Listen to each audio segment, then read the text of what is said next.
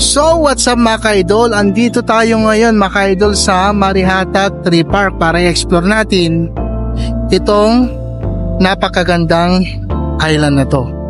So ang gagawin natin mga ka-idol, dito tayo magpapalipad ng drone kasi medyo malakas po ng alon, dito tayo pwedeng makatawid doon. Ayan. So ang pamasahe lang daw po, sabi po nila dito kanina, is 30 pesos lamang. So panoorin nyo po mga ka-idol kung gaano po kaganda itong pupuntahan natin o kaya i-explore natin na island. So panoorin nyo po mga ka-idol.